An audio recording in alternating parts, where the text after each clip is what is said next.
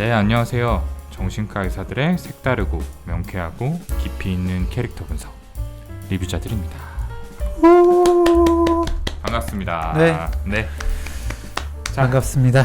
저희 소개부터 하고 시작할까요? 네, 안녕하세요. 정신건강의학과 전문의 허규영입니다. 네, 그리고 저는 역시 정신과 전문의 오동훈입니다. 이렇게 허경 선생님이랑 둘이 하는 것도 오랜만인 것 같아요. 네, 진짜 오랜만인 것 같은데. 그러게요. 사실 저는 이 팟캐스트 판에 지금 되게 오랜만이잖아요. 그러니까요. 한 달 만인가? 네, 한동안 뭔가 이렇게 좀 떠나 있다가 다시 돌아온 느낌이 있습니다. 네. 네. 어쩌다 보니까 그렇게 됐어요. 떠나 있으니까 좋든가요? 아니요, 늘 그리웠죠. 네. 저희 청취자분들, 우리 가족들 너무 보고 싶었다고요. 네. 함께할 날을 계속 기다리다가 드디어 진짜. 오늘에야 녹음 기회를 얻었습니다. 네. 네. 너무 진심을 아실 것 같아가지고. 잘 지내셨나요? 네. 사실 네. 유튜브도 되게 몰아서 좀 해놨어가지고, 네. 꽤 오랜만에 봤어요. 원래 매주 보다가. 맞아요. 네. 근데 저희가 도저히 이제 그렇게 매주 진료 끝나고 나서 만나는 스케줄은 좀 힘들다 보니까 네. 좀 나눠서 팟캐스트야 뭐 어쩔 수 없이 그렇게 하더라도 유튜브는 좀 몰아서 해보자라는 식으로 이렇게 말하자면은 효율화를 네. 시도를 했죠. 그죠. 네. 덕분에 꽤 오랜만에 만난 것 같습니다. 맞습니다. 네. 근데 또 막상 보니까 스케줄이 다음 주부터는 또 계속 보겠더라고요. 아, 그래요? 네, 라이브 해야 되고. 그렇죠. 다음 주 라이브네요. 네, 라이브 있고요. 네네네. 다음 날은 또 뭐 미팅도 하고 저희 또 유튜브 촬영도 해야 되고. 맞아요. 네. 그 주죠. 그 주 주말에. 그렇죠. 네. 네네네. 그래서 몰아서 또 보게 되어 있습니다. 그렇군요. 너무 좋네요. 행복하죠? 네. 그래요. 혹시 뭐 읽어드릴 그런 댓글들이 있나요? 댓글. 제일 최근엔 이우주님께서 소울 그저 재밌게만 봤는데 이렇게 들으니까 뭔가 다른 해석, 다른 느낌이 드네요. 꼭 리뷰자들을 보고 나면은 영화를 다시 보고 싶어져요. 라고 남겨주셨습니다. 네. 저는 그냥 리뷰자들을 지금 네이버에 쳤는데 네, 블로그에다가 리뷰자들 후기를 묻힌 소울 기록이라면서 남겨주신 분이 계시네요. 그래요? 네. 간단하게 또 소개해 주실까요? 간단하게가 아니라 지금 꽤 길게 써주셔가지고 네. 정신과 전문의 쌤들의 팟캐스트여서 왜 22호가 지구로 가기 싫었을까? 그 심리에 주목해서 이야기해 주는 것도 재밌었다. 너무 뛰어난 멘토들이 높은 기준을 강요해서 몰아붙여서 자존감이 떨어질 거 아닐까라는 것도 영화를 볼 때 생각해 보지 못한 새로운 부분이었다. 너무 좋은 영화, 작은 부분들까지 생각해 볼 수 있었던 좋은 리뷰자들 에피소드였다. 라고 해주셨습니다. 내용 자체를 굉장히 정리를 잘 해주신 것 같고요. 감사합니다. 네. 또 이렇게 물론 댓글도 너무 감사하지만 그러니까요. 블로그 포스팅으로 또 남겨주시는 거는 또 더 많이 에너지가 드는 일인데 네. 또 저희 리뷰자들을 위해서 시간을 할애해 주셨네요. 감사합니다. 네, 정말 감사합니다. 기본적으로는 영화 리뷰이신 것 같긴 해요. 저희 리뷰자들을 위한 리뷰는 아닐 수 있겠으나 그렇죠. 네. 매우 감사하다. 리뷰자들 후기를 묻힌 기록이다. 네, 그래도 맞습니다. 언급해 주신 게 어디예요? 그러니까요. 너무 감사합니다. 그럼 본격적으로 오늘 리뷰자들 방송 시작을 해보죠. 그 전에 간단히 광고 하나 하고 뭔가요? 들어가자면은 저희 아직 팟캐스트 시스템을 또 잘 모르시는 분들이 있을 수 있으니까 다시 한번 짚어드리고 넘어갈게요. 저희 지금 이 리뷰자들하고 언택트 그리고 해부자들 이렇게 3개 코너로 이루어져 있죠. 리뷰자들과 언택트는 이제 무료로 제공이 되는데 다만 팟캐스트에는 유료 구독자분들에게 먼저 선공개가 되는 시스템으로 운영이 되고 있고요. 해부자들은 이제 애플 팟캐스트를 구독해 주시는 분들을 대상으로 전용 컨텐츠로 저희가 준비를 하고 있습니다. 혹시나 아직까지 구독을 하지 않으신 분들이 계시다면은 이번 기회에 더 많은 풍성한 컨텐츠를 즐길 수 있는 나름 준비 열심히 해서 만들고 있는 그런 프로그램이니까 많은 분들 함께 즐겨주셨으면 좋겠습니다. 네, 맞습니다. 딱 제가 드리고 싶었던 말씀이었습니다.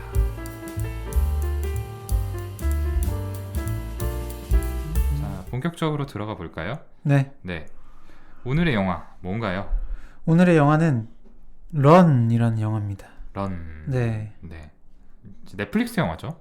네, 원래는 이제 개봉을 2020년도에 했다가 예, 요즘에 넷플릭스에서도 제공을 해줘서 그렇군요. 볼 수가 있죠. 네네네. 이게 그 저희 내부자들도 카페가 있어요. 네, 맞습니다. 이 카페에서 그 리뷰자들에서 좀 해줬으면 좋겠는 영화로 추천을 해주셔서 선정을 하게 됐습니다. 네네. 자, 간단하게 영화 시놉시스를 소개해 드릴게요. 넷플릭스 홈페이지에 있는 부분을 읽어드리면 좋을 것 같은데 네. 이제 주인공은 10대 소녀 클로이입니다. 외딴 집에서 엄마의 간병을 받으면서 평생을 살아온 10대 소녀죠. 근데 이제는 집을 떠나 자유롭게 살고 싶어 합니다.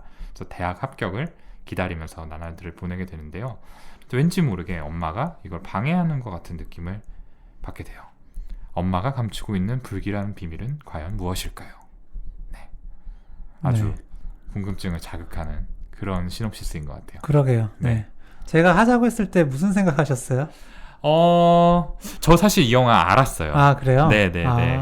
넷플릭스 보면서 제 취향 아시잖아요. 저는 약간 좀 기괴하고 그렇지. 네, 쫄깃하고 이런 것들만 보다 보니까 알고리즘이 이미 이 영화를 몇 차례 띄워줬어요. 그래서 저거 재밌겠네, 한번 봐야겠네 라고 생각을 하고 있던 차에 허경 선생님이 제안을 해주셨는데 이 영화 알고 계셨어요? 전혀 몰랐어요. 전혀 저는 몰랐어요? 그리고 신업도 안 보고 그냥 영화 이거 봤거든요.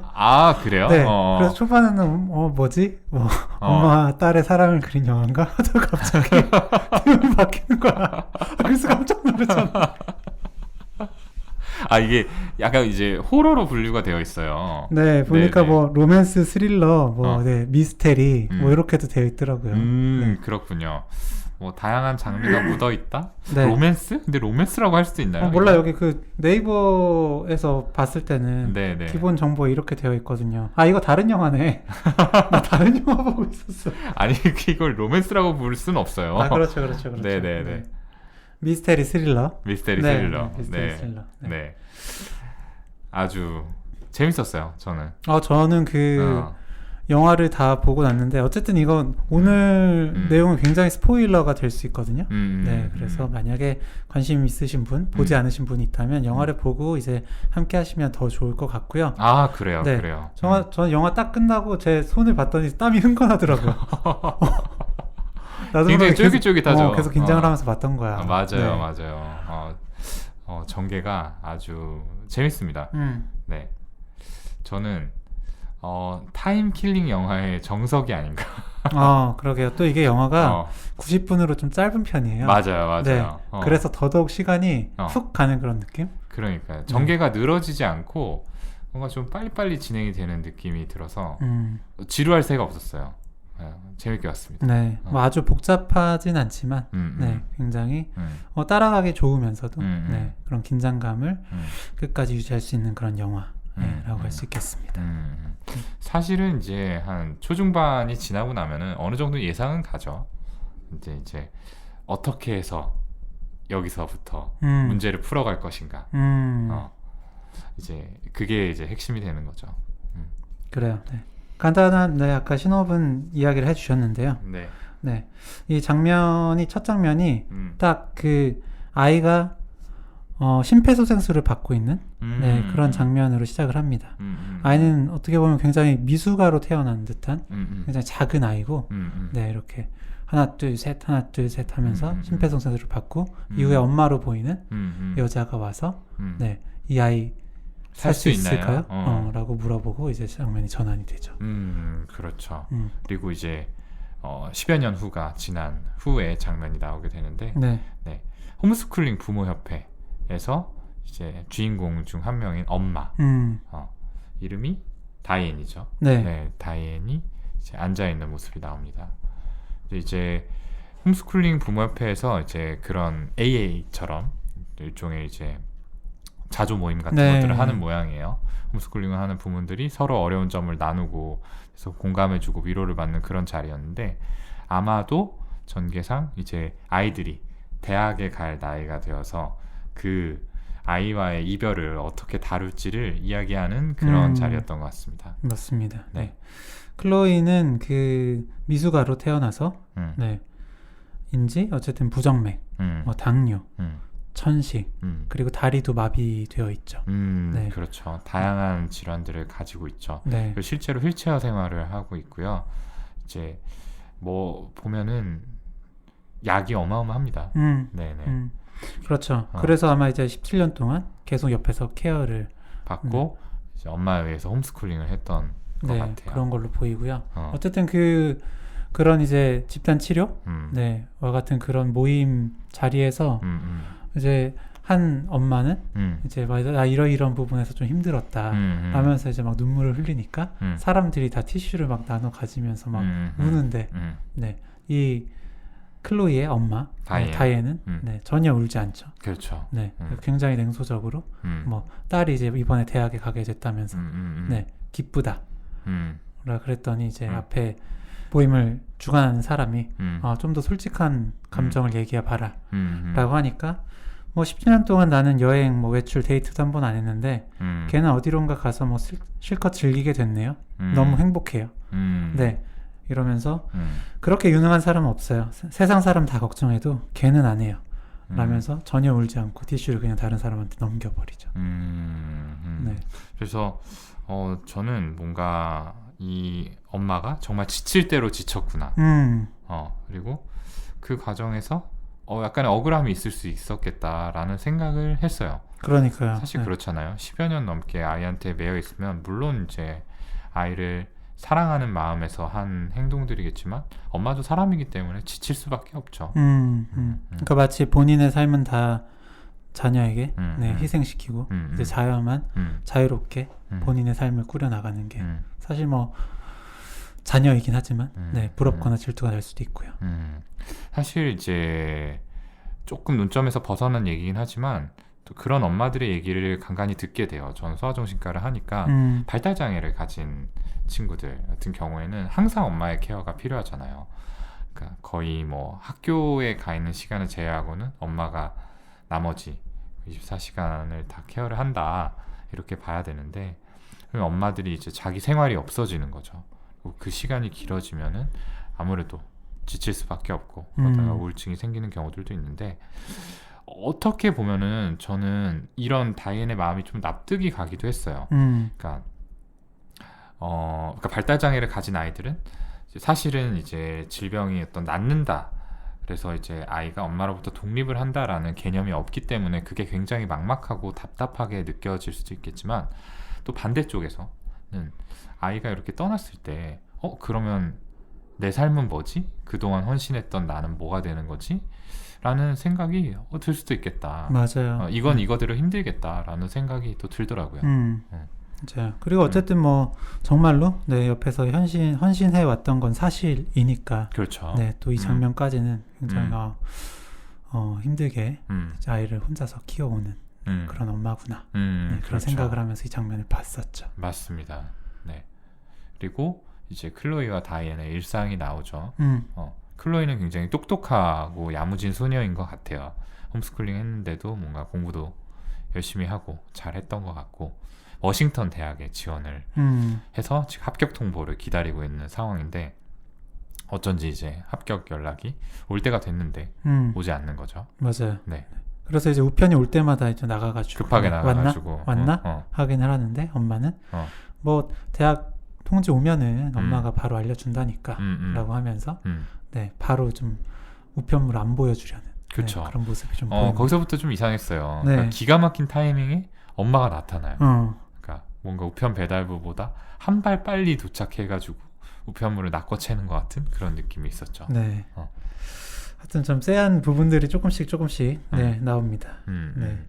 그리고 저는 이제 이거는 결국에 뒤에 얘기를 이게 어떤 좀 상황이다라는 이야기를 하고 다시 심리에 대해서 좀 말씀을 드리면 좋을 것 같은데 줄거리 뒤에 이제 스포일러가 될 수 있는 부분을 간단히 좀 설명을 드리고 네, 그 다음에 장면 저희 심리 분석으로 들어가 보도록 하겠습니다.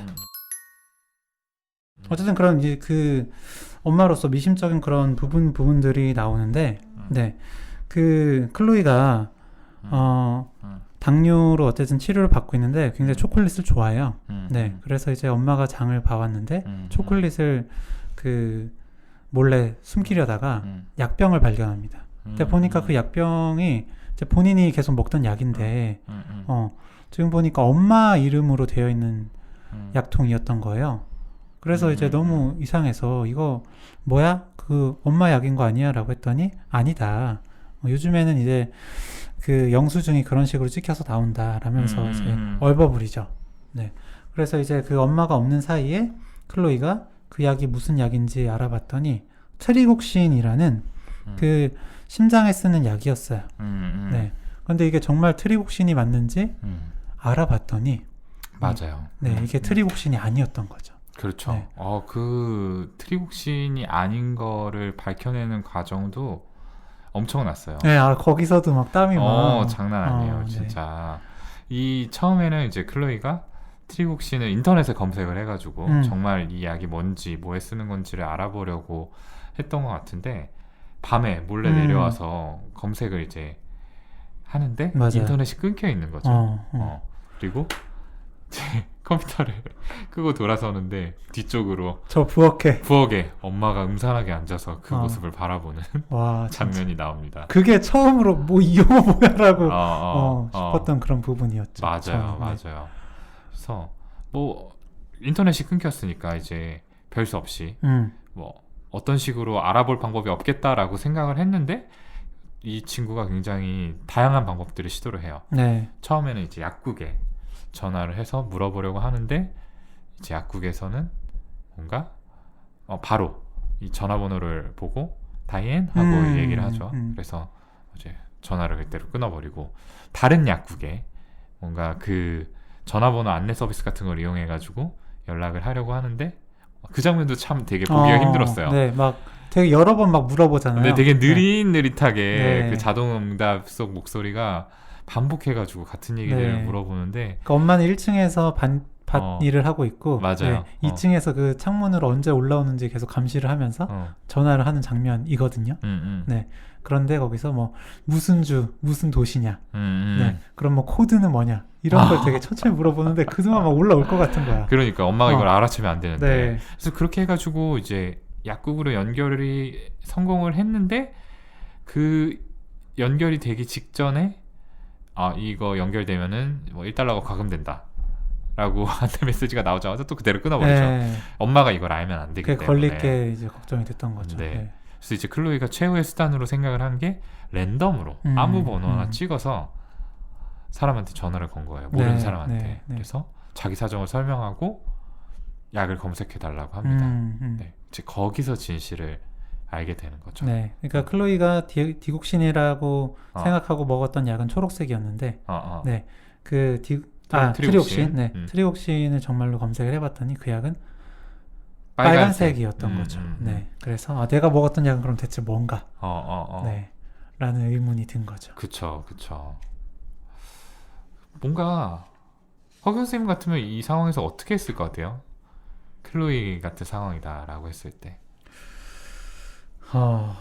저는 그냥 계속 그 약을 빼고 일단은 먹었을 것 같아요. 저도 뭐 그럴 수밖에 없었을 것 같고요. 네, 그러면서 이 약이 정말로 무슨 약인지 네, 어떻게든 나중에 찾아보지 않았을까요? 그때까지 좀 시간을 벌다가. 그렇군요. 근데 뭔가 저 같으면은 이 시점에서 엄마한테 뭔가 얘기를 해보지 않았을까라는 생각도 들었어요. 어쨌든 그동안 17년의 인생을 사는 동안에 내 엄마였던 사람인 거잖아요. 아직까지는 그렇게 믿음이 흔들리지 않은 상황이고 뭔가 좀 의구심이 생겼긴 하지만 그렇기 때문에 그냥 이쯤에서 엄마한테 오픈하고 물어보지 않았을까라는 생각도 들더라고요. 그럴 수도 있을 것 같아요. 네. 근데 그러기에는 나는 그 약봉투를 한번 이렇게 좀 감춘 게 있잖아요. 예, 다이앤이라는 그 이름을 그 아래에 있는 그 사실 원래 이제 그 이름을 또 한번 덮은 게 있거든요. 네, 그 정도로 나를 이걸 속이려고 했다는 걸 알았다면 사실 물어봐도 뭐가 안 나오지 않았을까? 이런 생각을 좀 하긴 했을 것 같거든요. 이미 그 시점에 진실을 파악을 해야겠다라는 생각이 들었을 수 있겠네요. 사실 그 전에 또 다이앤한테 직접 물어보기도 하죠. 네. 아까 말했던 것처럼 그 장바구니 속에 있는 약병 이름을 봤다 네. 이런 식으로 얘기를 했는데 아니다라고 하니까. 맞아요. 네. 그러니까 더 물어봤자 뭐 안 나올 것 같긴 하더라고요. 네. 어쨌든 그렇습니다. 네. 그래서 결국에 이 클로이는 영화를 보러 가고 싶다면서 네. 그 약국이 있는 네, 영화관 근처로 가서 약국에 가서 그 약이 뭔지 알게 돼요. 그렇죠. 네. 그러니까 엄마 다이앤이 약을 사간 그 약국에 그렇죠, 가서 그렇죠. 이제 이 약의 진실을 알게 되는 거죠. 네. 그 약은 바로 이제 리도카인이라는 네, 근육이완제 네. 마취제 일종이죠. 그렇죠. 네. 실제로는 뭐 이렇게 국소 뭐 절개 봉합한다든지 맞아요. 이런 데 쓰는 그런 마취제인데요. 네. 여기서는 이제 그 약을 먹으면 어떻게 되냐라고 했을 때 뭐 다리가 마비될 수 있지, 못 걸을 수 있지. 네, 이런 식으로 설명이 나옵니다. 네. 그러니까요. 아유, 충격이 얼마나 심했을까요? 사실 정말 무서웠을 것 같아요. 네. 근데 저는 어쨌든 이 장면까지도 조금 헷갈렸던 게, 네, 클로이가 약간 이런 어떤 정말로 망상, 네, 어떤 정신증을 가지고 있어서 이렇게 엄마를 의심하고, 네. 어떤 피해 의식이 있는 거 아닐까? 네, 이런 생각을 하기도 했었거든요. 아, 그렇죠. 그렇게 생각할 수 있죠. 바로 이 다음 장면에서 엄마가 뭔가 그 정신과 주치의로 보이는 사람에게 메일을 쓰는 장면이 나오죠. 네. 며칠 전에 약을 바꾼 뒤로 내 아이가 굉장히 시비어한 딜루전, 심각한 망상에 지금 빠져 있다. 네, 라면서. 그 장면이 좀 헷갈렸어요. 사실 저도. 정말 클로이가 오해를 하고 있는 걸까? 라는 생각이 들었습니다. 네. 그래요. 근데 이제 뒤에 장면 이제 좀 진행되는 걸 보면요. 네. 그 오해했던 것이 아니라 네. 의도적으로 네, 다이앤이 클로이에게 그 리도카인을 줬던 게 맞고 맞아요. 네. 그렇죠. 다리 마비뿐만 아니라 다른 질환까지도 만들어냈던 거였죠. 맞아요. 그렇죠. 이 사이에도 또 여러 가지 일들이 있습니다. 클로이가 이제 그 약국에서 다시 다이앤에게 잡혀서 집으로 돌아오게 되는데, 집에 이제 돌아와서 정신을 차려보니까 완전히 방 안에 갇힌 상황이었죠. 네. 네. 문도 잠궈놓고 심지어 뭐 마대 같은 걸로 문을 완전 걸어놨어요. 네. 걸어 잠근 그런 상황이었어요. 그래서 아예 열리지 않도록 이렇게 해놓은 거죠. 이 상황에서 또 굉장히 집념 어리게 클로이는 마비된 다리를 이끌고 뭐 지붕을 통해서 엄마 방으로 들어가고 이런 과정들이 있었는데, 안타깝게도 그런 노력들이 결국에 천식이 도지면서 허사로 돌아가게 됩니다. 네. 그리고 이제 어렵게 탈출을 해요. 결국에. 그러니까 탈출을 하는데 성공을 하는데, 길에서 이제 우편 배달부를 만나게 되죠. 그래서 우편 배달부에게 상황을 얘기하고 이 우편 배달부의 도움으로 뭔가 벗어나는 듯 경찰서로 이제 가달라라고 얘기를 하죠. 이제 엄마랑 마주쳤지만 이 우편 배달부가 끝까지 클로이를 지켜주면서 여기서 상황이 조금 마무리가 되나 싶었는데 엄마가 이제 막 나가기 시작을 합니다. 네. 미리 이제 만들어 뒀던 그런 마비제, 네. 마취제 같은 걸로 이제 목에다 찔러서. 그러니까요. 네. 뭐 자세히 나오진 않았지만 우편 배달부를 쓰러뜨리고 아마도 죽이지 않았을까. 그렇죠. 네. 라는 생각이 들더라고요. 그래서 이제 다시 클로이는 갇히게 됩니다. 네. 그 뒤에 이제 대화를 하는 부분이 되게 뭐랄까 명장면, 인상 깊은 그런 장면이에요. 다시 감금된 지하실에서 클로이는 이제 진실을 알게 돼요. 처음에 워싱턴 대학에 지원을 한 자신이 계속 지금 기다리고 있었던 합격증이 진작에 도착을 했었다라는 걸 알게 되고요. 이후에 엄마의 비밀 상자 같은 곳에서 여러 가지 사진들을 보게 되는데, 어렸을 때 멀쩡하게 걷는 자신의 모습이 담겨있는 그런 사진도 있었고요. 그리고 뭔가 신문 기사. 네. 그러니까 아이를 아이가 실종되었다. 납치됐다. 신생아를 누군가가 납치해서 그 이제 아이를 잃어버린 부모가 인터뷰를 하는 그런 장면들이 있었죠. 네. 그리고 클로이라는 아이는 생후 2시간 만에 사망한 그런 사망 진단서가 있었고요. 네. 그래서 여러 가지를 맞춰보면은 진짜 클로이, 그러니까 다이앤의 딸은 2시간 만에 사망을 한 게 맞고요. 뭔가 다이앤이 그 자리를 채우기 위해서 전혀 관계없는 이 클로이를 납치를 해서 유괴를 해서 10년이 넘는 시간 동안 키워온 거죠. 맞아요. 근데 저는 정말로 이상했던 게 첫 장면에서부터 그 심폐소생술 하다가 안 되는 게 나오거든요. 그렇잖아요. 1, 2, 3, 1, 2, 3 하다가 네, 살아난 게 아니라 저는 첫 장면부터 죽은 걸로 봤어요. 그런데 아이가 어쨌든 살아서 지금 그 대학교를 가려고 하니까 너무 이상했던 거죠. 네, 그런데 여기서 보니까 정말로 그때 죽은 게 맞고 네, 이 아이는 다른 아이였던 거죠. 아, 그러니까요. 네. 그러니까요. 네. 그래서 아까 이제 허경 쌤이 여기서 인상적인 대화가 오간다라고 했는데 이제 클로이와 다이앤 사이에 이런 대화들이 오갑니다. 이런 진실을 묻는 클로이에게 다이앤이 내가 널 구해낸 거야. 나보다 널 더 사랑하는 부모는 없어. 이건 다 널 위해서 한 일이야. 널 보호한 거야. 라는 가스라이팅에 가까운 얘기들을 하게 되죠. 네. 이거는 그 가스라이팅 자체라고 생각을 합니다. 네. 그래서 참 나 납치된 거 아니야? 라고 그랬더니 내가 그들한테서 널 구해낸 거야. 구해낸 거야. 라고 하고 네. 그러니까 나를 위한 게 아니라 계속해서 네, 널 위해서 난 이렇게 한 거다. 네. 라면서 네가 지금 잘못 생각하고 있는 거야. 나는 진짜 둘도 없는 엄마고 네, 자식밖에 생각 안 하는 그런 엄마다. 나를 알아달라. 라고 계속 이야기를 하죠.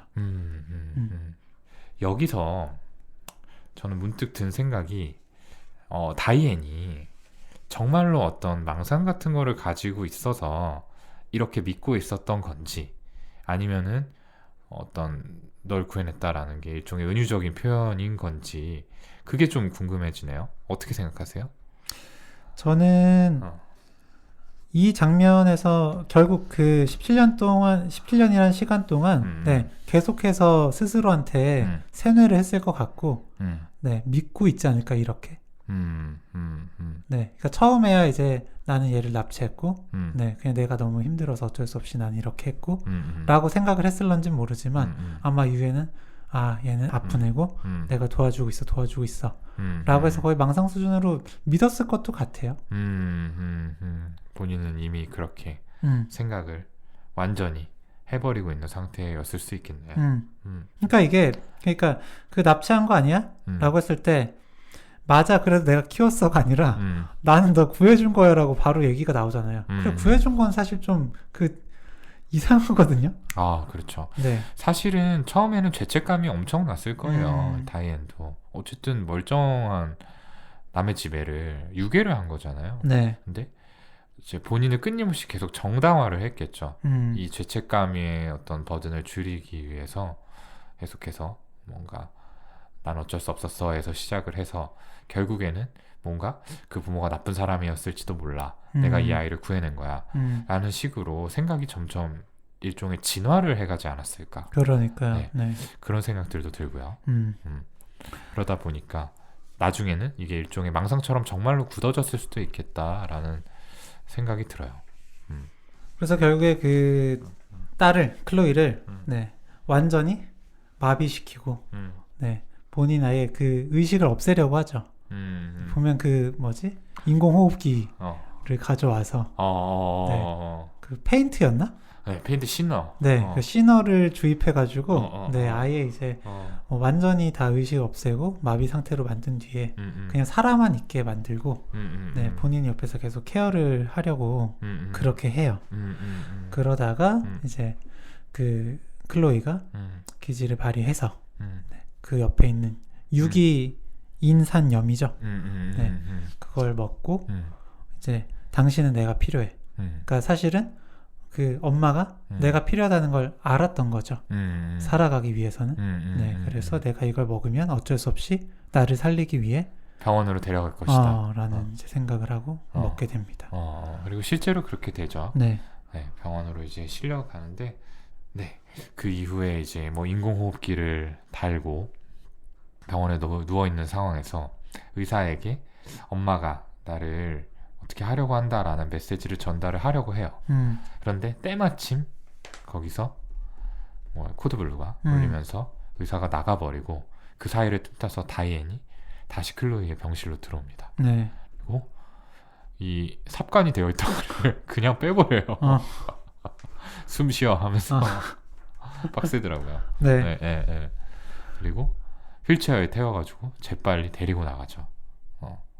그러니까 병원에 그대로 있으면 모든 진실이 밝혀지고 클로이가 자신에게서 벗어날 거를 알았기 때문에 다이앤이 이렇게 클로이가 상대적으로 무력한 상태를 이용해가지고 다시 집으로 데려가서 영원히 속박시키고자 했던 거죠. 맞아요. 아마 밝혀졌겠죠? 왜냐면은 그 우리나라도 응급실에 이런 막 자해나 자살 시도로 가게 되면 정신과 의사를 본 뒤에 네, 뭐 퇴원을 하거나 네, 입원 조치가 되거나 맞아요. 하거든요. 네, 협신이 걸리죠. 네, 여기서도 여기에서도 똑같은 시스템이에요. 맞아요. 네. 클로이가 이 유기인산염을 먹은 거는 스스로 했기 때문에 자살 시도로 받고 그런 경우에 정신과 의사를 봐야 된다라고 했기 때문에 이제 그 엄마인 다이앤은 정신과 의사 보면 걸릴 텐데 아이가 모든 진실을 얘기할 텐데 네, 싶었겠죠. 네. 그래서 굉장히 무리해서 아이를 데려고 가는데 이제 그 처음에 클로이가 이야기를 하려고 했던 그 의사가 진실을 알아채고 병원 경비들을 호출을 해서 다이앤을 뒤쫓게 합니다. 네. 네. 그래요. 그래서 결국에 네, 다이앤을 발견하고 네, 그렇죠. 네, 총을 들고 네. 끝까지 딸을 네, 데려가려다가 총을 맞고 이제 결국에 바닥으로 떨어지게 네, 되죠. 네, 네. 여기서 이제 이야기가 일단락이 되고 그 다음에 7년 후에 이야기가 나오는데 이 마지막 장면이 굉장히 뭐랄까 좀 소름 끼쳤어요. 네, 그렇죠. 네. 그 7년 뒤의 장면은 교도소예요. 네, 교도소에 그 다이앤이 복역을 하고 있고요. 네, 그 클로이는 이제 잘은 아니지만 지팡이를 걷고 설 수 있는 정도가 돼서 엄마인 클로이 면회를 갑니다. 엄마인 다이앤의 면회를 가는 네, 거죠. 엄마인 다이앤, 네. 네. 가서 뭐 얘기를 들어보면 아마 이제 자신처럼 다리가 불편한 아이들에게 모이족을 달아주거나 하면서 이제 걷는 것을 도와주는 그런 일을 하면서 아마도 의사가 된 것 같기도 네, 해요. 네. 네, 정황상. 그렇게 지내고 있고 또 부모님 크리스마스에 부모님을 찾아간다고 하죠. 원 부모도 찾아서 행복하게 지내고 있는 것 같아요. 네. 그래서 그 이야기를 다이앤에게 막 합니다. 네. 그리고 다이앤은 거의 산송장 같은 표정으로 그걸 듣고 있죠. 네. 그런데 마지막 장면에서 입안에서 뭔가를 꺼내요. 오물오물하면서 네. 약봉투를 꺼냅니다. 맞습니다. 입안에서. 네. 네. 그 약은 뭐였을까요? 뭐 아무튼 뭐 리도카인 이런 거였겠죠. 네. 네. 그리고 마지막 대사. 사랑의 엄마. 그러니까 이제 입 벌려. 라고 하면서 네. 끝나요. 네. 되게 섬뜩합니다. 네, 섬뜩합니다. 네, 여기까지가 이제 스토리였어요. 자, 조금 같이 이야기하고 보고 싶은 부분이 있었을까요? 네. 그래서 이게 결국에는 스토리를 다 말씀을 드려야 좀 장면별로 좀 설명을 드릴 수가 있어가지고 저는 이제 첫 번째 그 그룹 치료했던 그 장면 있잖아요. 거기 보면은 17년 동안 내가 아무것도 못했는데 걔는 어디론가 가서 실컷 즐기게 됐다. 너무 행복하다. 라는 그 장면이 결국 좀 다르게 보이더라고요. 나중에 다 진실을 알고 나서 봤을 때. 네. 그러니까 나는 이만큼 나는 헌신적인 부모다. 네, 사실 너네들은 그렇게 울면서 막 어떤 힘든 부분에 대해서 이야기를 하지만 네, 나한테는 안 된다. 나만큼 힘든 사람이 여기에 있어? 라는 식으로 좀 네, 인정받으려는 마음. 그리고 그 어떤 관심의 대상이 본인이 아니라 그런 장애를 가지고 있음에도 대학을 가려는 그 딸인 클로이한테 좀 가니까 클로이를 되게 무시하고 비난하면서 네, 다시 본인한테 그런 어텐션을 돌리려는 듯한 네, 그런 게 좀 느껴지더라고요. 그렇게 생각할 수도 있겠네요. 어떤 헌신적인 어머니의 롤을 하기 위해서 어떻게 보면은 아이의 장애를 계속해서 만들어낼 수밖에 없었던 거죠. 맞아요. 네. 그래서 이 장면이 좀 인상이 깊었고 그리고 그 장면 영화 본 적 없지? 라고 물어본 다음에 네, 와인을 들고 이제 클로이 어렸을 때의 그 비디오를 보던 장면이 있거든요. 맞아요. 네. 초반부에 맞아요. 나오죠. 네. 이렇게 보다가 이제 그 약간 표정이 바뀌는 그런 부분이 있는데 저는 어쨌든 뒤에 스토리를 모르니까 저거는 좀 어떤 의미에서 이런 장면을 넣었을까라는 생각을 좀 해봤었는데 좀 어떤 것 같아요? 글쎄요. 저는 사실은 표정 변화까지 캐치하지는 못했는데 네. 그냥 아이에게 좀 집착을 하는 건가? 라고만 생각을 했던 것 같아요. 그 장면에서는. 네. 뭐 좀 다르게 보신 부분이 있어요? 저는 그게 보면은 아이가 대학으로 가는 결국에 나의 품을 떠나려고 하는 그런 좀 상황인 거잖아요. 네. 그리고 영화를 본 지도 되게 오래됐단 말이에요. 그만큼 우리가 함께하는 시간이 그만큼 적어지고 클로이가 혼자서 할 수 있는 게 되게 많아졌단 말이에요. 네, 아이가 나를 더 이상 필요로 하지 않는 것 같은, 네, 나 없이도 잘할 수 있을 것 같은 그런 마음이 드는 거고 거기서 되게 이제 뭐 어떤 좌절, 상실감, 네, 상실감 이런 거를 느꼈던 것 같아요. 그렇기 때문에 저는 더 어렸을 때의 그런 클로이를 본 것 같고 클로이가 거기에 보면 엄마한테 인사해라고 하는데 클로이가 막 이거 더 줘 라면서 그때는 오롯이 본인한테 의지하는 것 같은 네, 그런 걸 보면서 행복해하다가 다시 얘는 결국 지금 떠나가려고 하는구나 라는 그런 걸 인지하고 좀 표정 변화가 있지 않았을까? 네, 좀 그런 생각을 해봤습니다. 근데 여기서 드는 의구심이 사실은 이제 그 아이를 키워내고 이제 성인이 되어서 아이가 떠나가고 이 과정은 모든 부모라면 필연적으로 겪을 수밖에 없는 과정이잖아요. 근데 모두가 이 다이앤 같은 반응을 보이는 거는 아니란 말이죠. 그럼 다이앤은 왜 이런 뭐랄까요? 감정을 갖게 됐을까? 라는 어떤 의구심이 생깁니다. 네, 그러게요. 이거는 히스토리가 조금 더 자세히 나오면 좋았을 것 같긴 한데요. 네, 일단은 다이앤은 계속 혼자였죠. 그렇죠. 네, 그 남편의 존재가 나오질 않아요. 영화에. 맞아요. 예. 네, 출산을 하는 순간부터 쭉 혼자였어요. 그 병실에 누가 있지 않았죠. 네. 그러니까 아마 만약에 미혼모였다면, 네, 이미 한번 그런 좀 버림받았던 상황이. 네, 그런 경험이 있었을 수 있고요.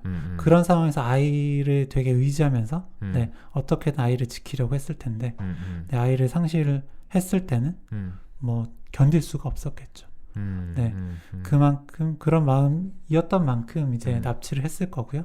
네, 납치를 한 그 아이에게 아이는 사실 그 삶의 의미, 네, 삶의 이유 그 자체였을 거라고 생각을 합니다.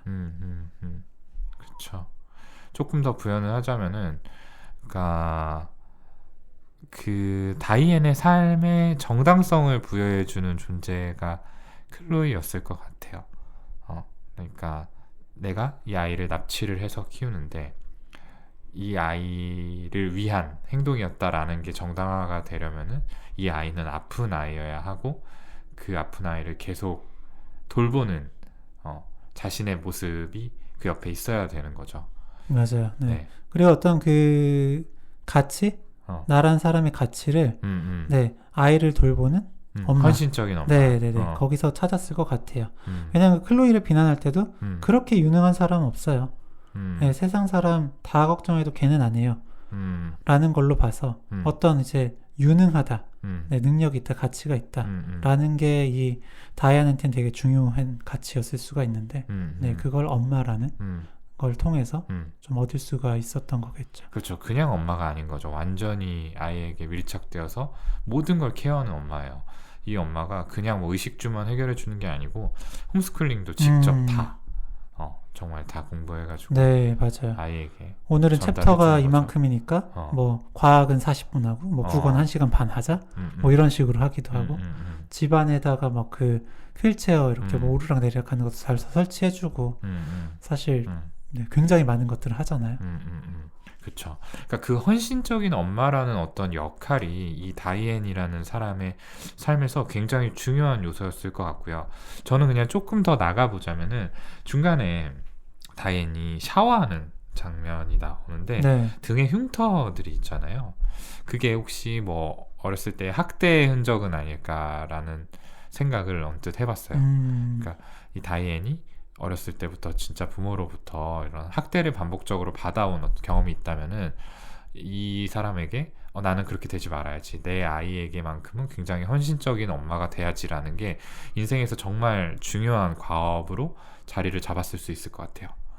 네. 그렇게 생각을 해볼 수가 있겠네요. 네네. 저도 샤워할 때 그 등에 흉터 자국은 봤었는데 저는 이게 너무 힘들 때마다 마치 자해를 한 건가? 라고 생각을 하기도 했었거든요. 근데 등이라서 이렇게 등은 자해하기가 되게 힘든데 네네네, 라고까지만 봤거든요. 어렸을 때 학대 경험이 좀 영향이었을 수 있겠네요. 근데 이제 그거를 굉장히 뒤틀린 방식으로 해소를 하는 게 아니었을까. 네. 뭐 그런 생각도 좀 듭니다. 그렇죠. 그리고 어쨌든 또 어떤 유능한 스스로의 나나 어떤 뭐 삶의 의미 이외에도 그 아까 한 그런 관심이나 네, 사랑을 받을 수 있는 네, 그런 이유도 있었을 것 같아요. 네. 그러니까 뮌헤우젠 증후군 있잖아요. 뮌헤우젠. 네. 그러니까 그 뮌헤우젠 증후군이라는 게 실제로는 없지만 이제 그러니까 인위적으로 네, 인위적으로 병을 만들어내는 거예요. 신체적인 질환이나 뭐 심리적인 질환이나 이런 거를 만들어서 다른 사람들로부터 이제 관심이나 애정을 얻는 네, 그런 장애고 이제 인위성 장애, 이제 가장성 장애의 이제 일종인데요. 이게 꼭 스스로를 그렇게 아프게 만드는 것뿐만 아니라 다른 사람, 네, 아이나 어떤 노인을 그렇게 아프게 해서 본인이 그런 관심이나 애정을 받는 그런 것도 이제 대리인에 의한 뮌헤우젠 증후군. 타인에게 부여된 인위성 장애다. 네, 이렇게 부르는 거죠. 이 뮌헤우젠 증후군 인위성 장애를 진단을 할 때 이제 중요한 부분이, 그러니까 어떤 2차적인 이득을 위한 게 아니다. 2차적인 이득을 위한 것들은 이제 말링거링, 쾌병이라는 이름으로 저희가 따로 분류를 하게 되고요. 네, 2차적인 이득이라는 거는 네, 돈이나 어떤 법적인 네. 책임을 회피하기 위한 네. 아니면 금전적인 이득을 취하기 위한 그런 목적으로 이 병을 꾸며내는 게 아니다. 실제로 그 환자 역할을 함으로써 어떤 심리적인 이득을 얻는데 그 초점이 맞춰져 있다. 네, 이게 이 인위성 장애를 진단할 때 중요한 포인트가 됩니다. 맞습니다. 네.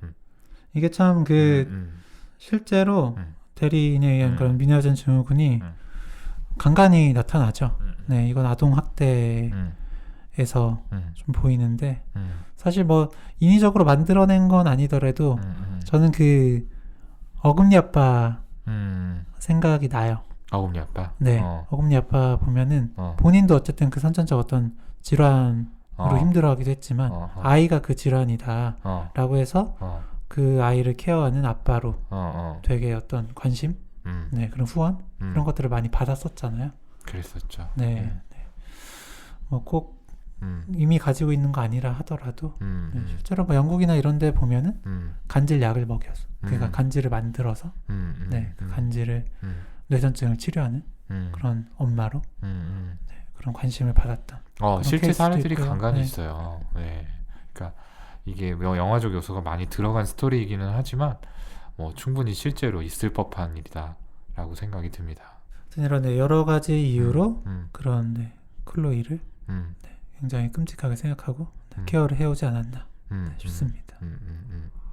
그래요. 정리를 좀 해보자면은 분명히 다이앤의 어떤 심리적인 이득을 위해서 클로이에게 질병을 만들어낸 뮌헤우젠 증후군, DSM-상의 진단명으로서는 인위성 장애에 해당이 될 것 같다라고 보이는 거고요. 그 심리적인 이득이라고 하면 아까 제가 말씀드렸던 것처럼 뭔가 어린 시절에 좀 박탈된 경험들을 보상하고자 하는 어떤 심리가 있지 않을까라는 게 하나, 허경 쌤이 얘기했듯이 주변의 관심이라든지 어떤 인정이라든지 이런 거를 받고자 하는 욕구가 또 하나, 이런 정도로 좀 볼 수 있겠네요. 네. 그리고 또 상실을 보상하려는.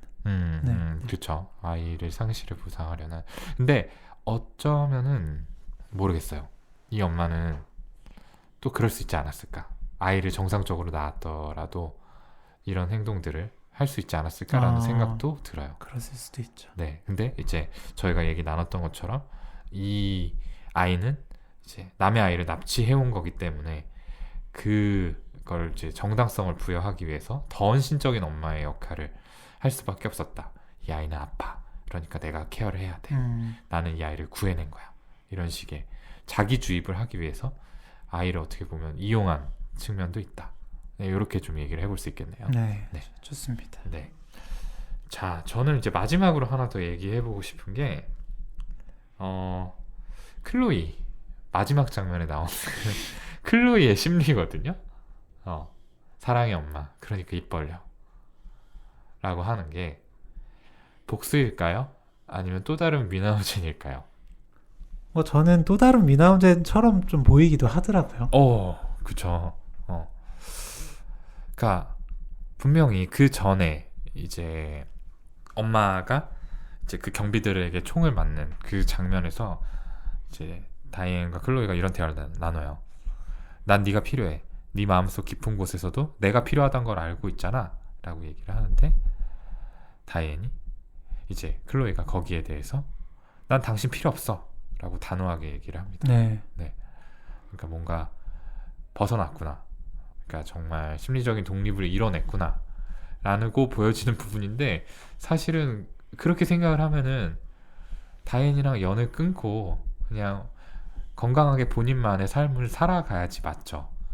근데 갑자기 마지막 장면에 다시 이렇게 돌아가서 이 다이앤을 만나서 아무렇지도 않게 자신의 행복한 일상을 이야기한다는 것도 좀 이상했고, 약을 먹인다는 거는 정말 더 이상했던 것 같아요. 네. 그러니까 그 이미 다 생부모도 찾고 또 연락도 하고 직접 왕래도 하는 그런 사이인데도 그렇죠. 네, 찾아가는 게 굉장히 좀 어떻게 보면 이상하잖아요. 네. 그래서 처음에는 복수일까라고 생각을 했어요. 너도 한번 당해봐라. 엄마가 실제로 그 약을 먹고 굉장히 건강 상태가 안 좋아 보이죠. 아마 그게 클로이가 준 약들을 계속 먹으면서 그렇게 만들어진 것 같아요. 그렇죠. 리도카인이 그러니까 사실은 근육 이완제이기 때문에 호흡근이나 다른 근육들도 다 마비가 될 수 있거든요. 그러면 진짜 못 움직이는 그런 상태가 될 수도 있겠죠. 그렇죠. 거의 뭐 진짜 아까 제가 산송장 같다라고 표현했는데, 교도소 안에서도 이제 그 병상에 누워가지고 정말 미이라 같은 모습으로 클로이를 보는 그런 장면이 나옵니다. 네. 어쨌든 계속 이렇게 찾아가면서 아마 뭔가 그런 본인을 힘들게 했던 어머니조차도 품고 봉사하는 그런 어떤 의료인 같은 걸 또 이제 계속 유지를 할 수가 있잖아요. 그런 이미지를. 그런 부분에서 좀 미나우젠으로 볼 수 있을까요? 그럴 수 있죠. 아무튼 좀 애매해요. 네. 그냥 저도 참 여러 가지 해석이 나올 수 있겠다라고 그냥 그렇게 생각을 했던 것 같아요. 그러니까 내가 이만큼 걸으려고 노력하고 있다. 그리고 내가 그만큼 케어하려고 노력하고 있다. 이런 거 어쨌든 되게 단적으로 보여줄 수 있는 그런 상황이니까 그런 게 좀 클로이가 계속 엄마를 만나러 가게 하는 그런 심리적인 이유가 될 수 있을까. 그것도 뭐 어쩌다 한두 번 가는 게 아니라 매달 가요. 그러니까 굉장히 무섭죠. 근데 또 한편으로는 클로이가 가진 복수심이 굉장히 깊을 것 같다라는 생각이 드는 게, 인생을 송두리째 빼앗긴 거잖아요. 맞아요. 그리고 보면은 계속 재활 훈련을 하고 있지만 걸을 수 있을지 없을지 모른다고 하거든요. 그 마비가 진행이 된 시간이 너무 길기 때문에 뭐 근육이나 이런 것들이 다 퇴화를 했을 거예요.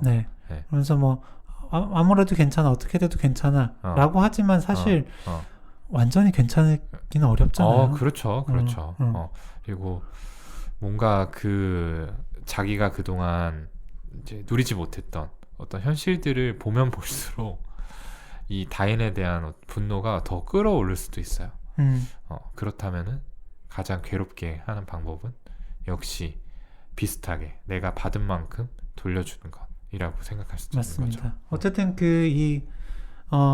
클로이가 자기처럼 못 걷는 아이들을 도와주는 게 되게 승화처럼 보이긴 하거든요. 네. 다만 그 일을 계속 하면서 자기 다리를 계속 떠올릴 수밖에 없고 자기 다리를 떠올리면 다시 한번 자기 다리 이렇게 만든 엄마를 떠올리고 네, 그럼 다시 분노가 올라오지 않을까 싶습니다. 엄마는 왜 약을 받아 먹을까요? 그러면 저는 그거 본인 의지 아닌 것 같아요. 이미 그 시점에는 본인 의지가 아니었을 수 있겠죠. 네. 글쎄, 네. 죄책감? 뭐 그렇게 설명하기 조금 모르겠어요. 네.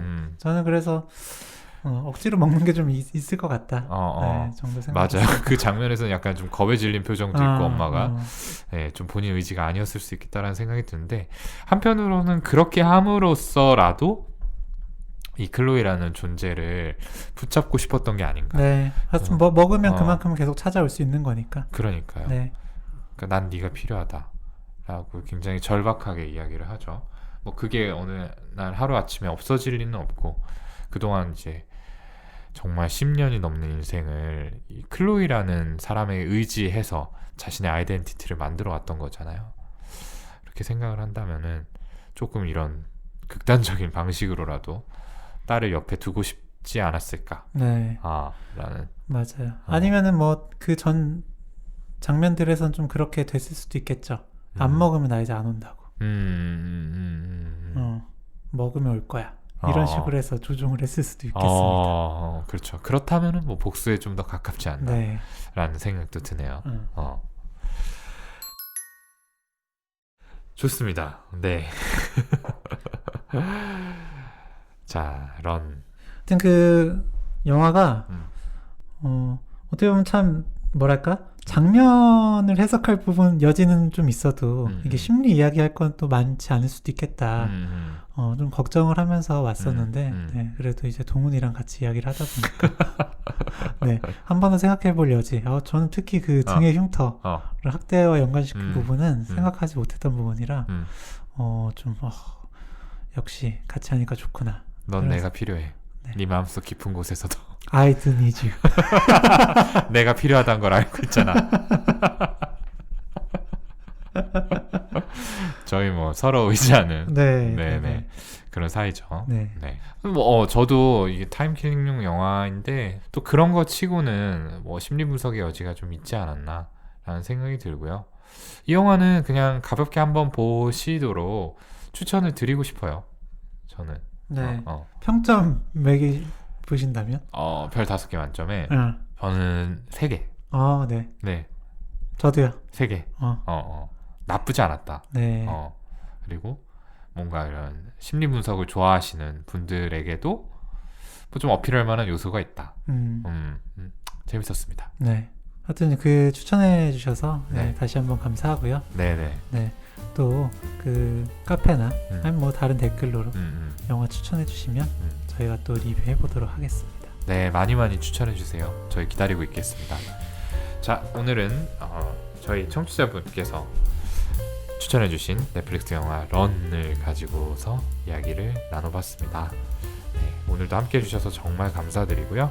저희는 다음 시간에 더 흥미롭고 유익한 콘텐츠 열심히 준비해서 다시 찾아뵙도록 하겠습니다. 감사합니다. 감사합니다.